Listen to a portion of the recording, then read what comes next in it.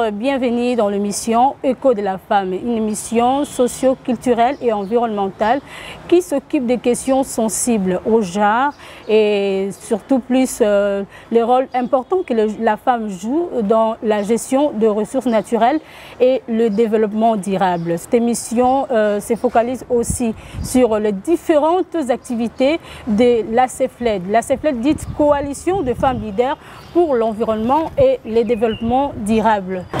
Un réseau de plusieurs organisations de la société civile environnementale qui militent pour le droit foncier et forestier de la femme et la promotion des compétences de la femme locale et autochtone par la mise en place des projets de plaidoyer, le renforcement des capacités en les accompagnant pour permettre leur implication qualitative dans les organes de prise de décision. Ce magazine va tenter de parler sur le niveau de mise en œuvre des activités de la CEFLED pour l'année 2023.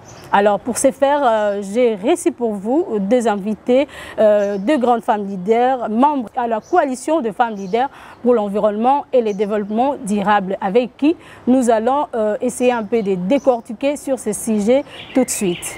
Alors je viens vers vous, Madame Chouchouna Losalé, vous êtes la coordonnatrice adjointe et chargée des programmes au sein de la CEFLED. Je vous dis bonjour. Bonjour. J'espère que vous allez bien.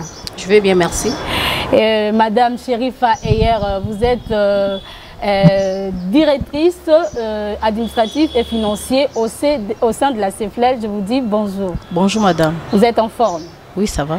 Merci d'être venu. Alors, comme je disais tout à l'heure, nous allons débattre ou essayer de décortiquer sur le niveau de mise en œuvre des activités de la CEFLED pour l'année 2023. Alors, je viens vers vous, Madame Chouchouna Losalé.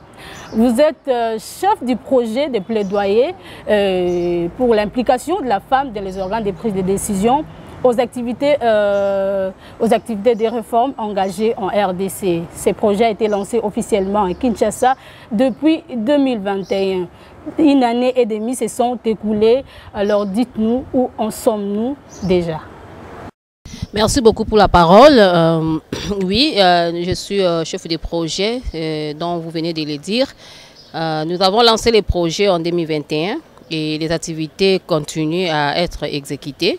Et nous avons déjà mis en place des comités de changement qui continuent son travail au niveau des terrains, au niveau des territoires. C'était dans des provinces, aujourd'hui une seule province, l'Équateur. Et concernant l'année 2023, à la suite des activités, on a des indicateurs qui sont fixés. C'est la suite logique des projets, de notre projet commencé depuis 2021. On a eu à échanger avec le ministère de l'Agriculture sur la réforme agricole où on avait introduit notre document depuis 2022 pour la suite de voir comment est-ce que nos orientations, nos recommandations concernant la question du genre a été prise en compte dans les politiques agricoles. Et c'était un succès pour nous et le ministère, le secrétariat général du ministère de l'Agriculture qui a salué l'initiative et aujourd'hui la continuité des activités concernant la loi agricole. En dehors de ça, on a eu aussi à travailler pour une étude sexo-spécifique, la suite logique de l'étude sexo-spécifique pour voir comment est-ce que la femme de la province de l'Équateur contribue dans la gestion des ressources naturelles, avec quels outils et organes. Et en dehors de ça, on avait aussi voulu faire le suivi sur le niveau de mise en œuvre de la deuxième lettre d'intention, où il était question de voir comment, après Glasgow, où en sommes nous, et on a eu à travailler sur cette étude avec le professeur Faustin Boulimba de Fonaret. Et on a accompagné les différentes structures membres de la CEFLED dans le renforcement des capacités, alors dans le sens des activités ou des actions, des solutions fondées sur la nature, dont je serai complétée par ma collègue qui est à gauche. Merci beaucoup. Quand vous êtes déjà en train de ramasser quelques d'autres questions, vous restez avec le micro que je voudrais vous poser. Alors, selon l'objectif global du projet, le projet vise à renforcer les capacités des femmes pour leur participation qualitative dans les structures experts décisionnelles en RDC en vue de favoriser les opportunités économiques, garantissant ainsi le développement communautaire. Alors, je voudrais juste savoir quelles sont les activités que vous avez mises en place pour atteindre cet objectif en cette année 2023. En cette année 2023, ça c'est l'objectif global du projet. Et ce n'est pas, et je t'ai déjà dit que c'est la suite logique des activités qu'on a commencé depuis 2021. Et en 2021, j'ai parlé de la mise en place de comités de changement. Et ce comité de changement, c'est pour jouer ce rôle de conscientisation de la femme au niveau local, territorial, pour que ces femmes-là aillent nous représenter valablement, qualitativement dans les différents organes qu'on a mis en place par les projets RAID ou autres programmes. Et ces femmes ont été renforcées en capacité outillée et renforcées en capacité en leur dotant des matériels, et outils leur permettant de bien interagir avec les différents programmes installés au niveau des pays. Et en dehors de ça, cette année 2023, c'était une année, comme c'est l'année élective, on a des activités qui étaient en cours d'exécution. J'ai parlé de la suite logique des réformes, et cette année c'était la réforme agricole. J'ai parlé de la suite logique des l'éthique spécifique. J'ai parlé aussi de l'accompagnement de la CFLED aux différents organes partenaires des RFN, de l'élaboration des notes d'orientation leur permettant de veiller sur la prise en compte des questions du genre dans tous les programmes de foresterie communautaire. J'ai parlé aussi de la production des documents genre permettant à FONARED de parler ou bien de donner l'instruction à tous les porteurs de projets CAFI, des fonds CAFI, de tenir compte de l'aspect du genre dans la mise en œuvre de leurs actions sur le terrain.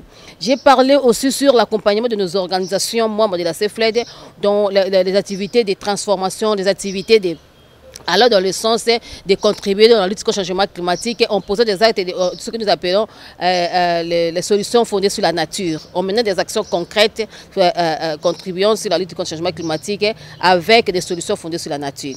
J'ai parlé aussi il était question qu'on puisse accompagner nos membres de CLD à la restructuration. Ce sont des programmes qui est en cours, qui n'est pas encore finalisé au mois de septembre. Il y a des actions et des activités qui sont prévues pour cette année 2023, dont on est en pleine exécution des activités et poser de nos projets sur le terrain. C'est la suite logique de nos activités, de notre projet de 2021, dont chaque année a son activité. C'est la suite logique des résultats de chaque année. C'est-à-dire les résultats de l'année 2022 nous ont permis de définir les actions en 2023. Et les résultats de 2023, ça va encore nous permettre de définir les activités pour l'année 2024 jusqu'à 2025. Ok, merci. Alors, Madame Chérifa Eyer, vous êtes directrice administrative, comme je venais de le dire, au sein de la CFLED. Alors, vous avez assisté à l'atelier que venait de dire tout à l'heure Madame Chouchouna Lossal sur la note d'orientation sur la prise en compte des questions genre dans le fonds CAFI. Alors, dites-nous quelles sont les retombées de cet atelier. Normalement, je ne vais plus beaucoup parler parce que Madame Chouchouna a tout ramassé. Elle a même parlé de l'atelier qu'on a eu avec le secrétariat de FONARED, avec le professeur Faustin. Là, nous sommes allés d'abord faire le suivi du niveau de la mise en œuvre de la deuxième lettre d'intention du CAFI, qui a été initiée par la société civile pendant la COP26. Nous avons été édifiés sur le niveau de la mise en œuvre de cette lettre-là. Et nous avons aussi été édifiés pendant cet atelier-là sur le niveau de sélection des bénéficiaires des fonds CAFI en RDC. Notre grand souci était que les femmes puissent bénéficier aussi de ces fonds-là. Les retombées de cet atelier-là, nous sommes convaincus que les fonds-là vont atteindre aussi les femmes. Et après, à l'issue de cet atelier-là, nous avons élaboré une note d'orientation, un document d'orientation qui va permettre aux bénéficiaires des fonds CAFI de pouvoir tenir compte de la dimension genre dans la mise en œuvre de toutes les activités au niveau des terrains. Voilà les retombées de cette activité-là. Et ce n'est pas encore fini. Nous allons continuer à faire le suivi de notre atelier, de notre activité. Et nous attendons même la proclamation des bénéficiaires des fonds CAFI pour pouvoir présenter maintenant cette note-là auprès de ces bénéficiaires-là. Et nous allons faire le suivi que nos recommandations sont prises en compte pendant la mise en œuvre des activités de ces bénéficiaires du fonds CAFI. Je voudrais ajouter une question. Souvent, vous êtes sur le terrain pour les formations ou les travaux de renforcement des capacités des femmes. Dites-nous, les femmes elles-mêmes, comment elles se comportent-elles devant vos activités? Quelles sont leurs réactions? Comment elles se comportent? Bon, je ne sais pas comment dire quelles sont les réactions. Les réactions sont diversifiées et multiples. Ça dépend d'une personne à l'autre. Il y a de ces femmes-là qui ont la volonté, qui sont motivées. Vous voyez que c'est seulement la coutume qui les restreint. Mais sinon, il y a des femmes qui sont intelligentes, qui ont la volonté. Dès que vous les renforcez en capacité, elles peuvent appliquer ce que vous les transmettez. Dans tous les cas, il ne manque pas d'exception. Il y a de ces femmes-là aussi qui parfois sont un peu réticentes parce que la coutume les a rendues comme ça, avec les complexes d'infériorité qu'ils ont. Mais la CFLET est là pour relever les plus faibles. Bien que ça, nous ne baissons pas la main, nous relevons les plus faibles ensemble avec ceux qui ont la volonté. On renforce les capacités et nous pouvons dire que jusqu'à ce jour, parce que l'année prochaine, la CFLET va totaliser 10 ans de son existence. Jusqu'à ce jour, il y a vraiment des retombées au niveau des terrains. Il y a des femmes qui sont maintenant conscientes de ce qu'ils sont, de ce qu'elles sont, de leur capacité, que ce soit traditionnelle ou acquis à l'école, elles sont maintenant conscientes de ça.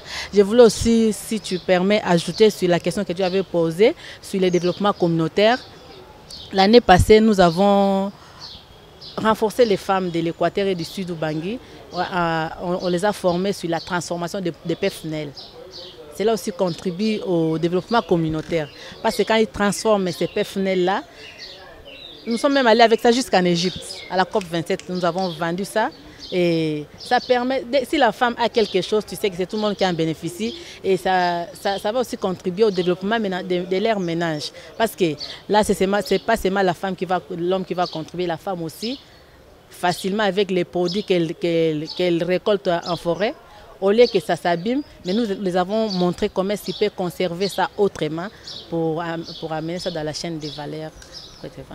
Oh, merci beaucoup, Madame Chérifa Eyer, pour tous ces éclaircissements très pertinents. Alors, je vous informe déjà, la CFLED recherche un monde où les femmes épanouies, juste de leurs droits, se forment et participent activement dans les organes de prise de décision, dans la gestion de l'environnement et les développements durables. Alors, Madame Chouchouna Lossal, je reviens encore vers vous. Vous avez parlé tout à l'heure de l'étude sexo-spécifique menée dans la province de l'Équateur et Sud-Ubangui sur le rôle de la femme dans la gestion des CLD et leurs pratiques utilisées pour préserver non seulement les forêts tropicales, mais aussi leur biodiversité pour faire face au changement climatique. Alors dites-nous, la femme, après cette étude, quel a été les résultats? Est-ce que la femme a vraiment son rôle, les rôles importants dans les comités locaux du développement? Merci beaucoup pour la parole. Après l'étude, je peux dire que il était question de voir comment est-ce que quelle est la place de la femme dans les différents organes de prise de décision concernant les questions de CLD. Quand nous sommes arrivés, quand l'étude a été effectuée, on avait remarqué que la femme n'avait pas vraiment une place dans les responsabilités, le rôle des responsabilités au sein des membres du comité local de développement mis en place. Ils jouaient des rôles, je peux dire, honorifiques pour voir qu'il y a des femmes là-bas, des caissières, des conseillères, et elles étaient cooptées. On n'était pas passé par les élections ou par vote. Et là, la CFLED avait émis son recommandation, vu aussi les différentes cas qu'on avait remarqué. Il y a plusieurs femmes, mais parmi les femmes qui ont été enquêtées et contactées, il y a des femmes intelligentes, comme venait de dire Madame Eladaf, qu'il y a des femmes capables aussi d'assumer des postes, des rôles de responsabilité, mais ces femmes n'ont pas eu la chance d'être associées pendant la mise en place de ces comités locaux de développement. Il y a ces femmes qui ont de multiples façons de gérer localement leurs espaces. Ils ont multiplié plusieurs astuces traditionnelles dans la gestion des ressources naturelles. Donc parmi ces astuces, il y a aussi d'autres astuces qui n'étaient pas aussi bonnes et la CFED les a aussi recommandées à recourir aux bonnes pratiques de gestion des ressources naturelles. Je prends l'exemple de questions d'empoisonnement des eaux pour attraper les poissons. On leur a interdit, on leur a dit il faut recourir à telle méthode moderne ou traditionnelle qui préserve aussi des eaux. Ils avaient aussi des méthodes à l'image, ils mettaient du feu dans les tourbillons, et là qui avait beaucoup de conséquences à l'avenir. On les a aussi interdits. Donc, l'étude a relevé qu'il y a une faiblesse du côté des organes de mise en place des CLD qui n'ont pas tenu compte des questions du genre. Et la CFED a fait son travail de recommandation et des recommandations de travail avec ces différents organes de mise en place des CLD pour voir comment est-ce qu'on peut redynamiser ces différents comités locaux de développement et voir et revoir comment faire intervenir aussi et faire participer les femmes de différents organes de prise de décision.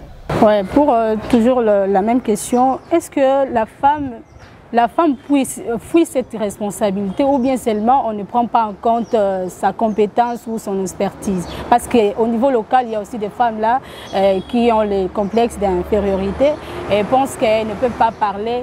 Est-ce que c'est seulement qu'on n'a pas pris en compte leur rôle ou leur compétence ou aussi elles-mêmes aussi fuient cette responsabilité? Ce qui est vrai est qu'il y a des femmes compétentes au niveau local. Comme l'a dit ma précédente, Madame Chérifa, il y a aussi ces questions de coutumes, rétrogrades. Il y a plusieurs femmes qui s'auto-excluent d'elles-mêmes, tout en ayant cette compétence, en disant que ça, ce travail, c'est réservé pour des hommes à cause de la coutume. Mais, sans vous mentir, la CFED a beaucoup travaillé. La CFED a fait son travail. 10 ans après, vous allez voir qu'il y a aussi des femmes, et là, les femmes ont été conscientisées. Je peux dire ces deux aspects, c'est-à-dire auto-exclusion, exclusion, et où il y a aussi la non-considération de l'expertise de la femme congolaise, de la femme locale dans la lutte contre le changement climatique, dans la gestion des ressources naturelles. Merci beaucoup, Madame Chouchouna Loussalé. Je pense qu'on a ramassé toutes les réponses, donc je ne saurais même pas encore parler ou poser encore des questions. Je pense que je suis presque à la fin, mais je voudrais poser une question. Je vous pose à la personne qui va répondre, elle peut répondre. Alors, quelles sont les activités?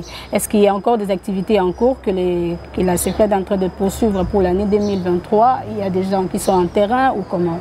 Je peux poser, je ne sais pas si Madame Chouchouna peut répondre, Madame Chérifa. Madame Chouchouna pouvait parler, Madame Chérifa peut continuer. En tant que programme, il y a pour le projet des RFN, il y a des activités qui nous restent. Comme on a parlé sur les questions d'activité avec FONARED. L'activité avec FONARED, il y a une activité où nous attendons. La CFED a été notifiée. Nous sommes maintenant partie prenante de mise en œuvre du fonds CAFI parce que la CFED a été notifiée comme bénéficiaire de ces fonds avec les différentes structures des femmes aussi de la RDC du pays. Il y a une suite logique de cette activité où on doit maintenant s'entretenir avec le secrétaire général pour voir quel est le pourcentage d'accès des organisations nationales au fonds CAFI. La suite logique, on n'a pas encore terminé. Et quand je parle des documents sur les questions du genre, les documents d'orientation des questions du genre, il y a aussi un travail qui est resté. Parce que là, il est question de travailler avec le secrétaire général de l'environnement, parce que c'est une question de l'environnement. C'est le secrétaire général qui va préfacer ces documents et ces documents doivent être présentés auprès du FONARED. Parce que c'est FONARED qui va porter ces documents pour donner aux bénéficiaires du fonds CAFI, pouvant permettre à ces bénéficiaires de tenir compte de l'aspect du genre.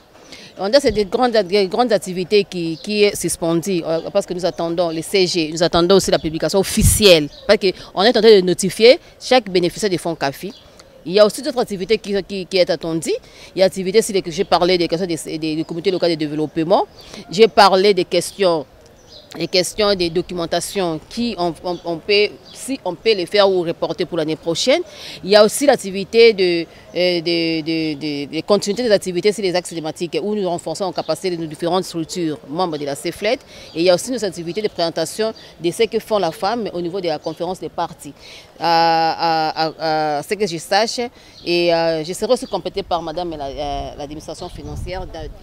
Madame Chérifa, vous pouvez compléter. Oui, comme venait de le dire la CP, comme venait de dire Madame Chouchouna, je pense qu'elle a ramassé toutes les activités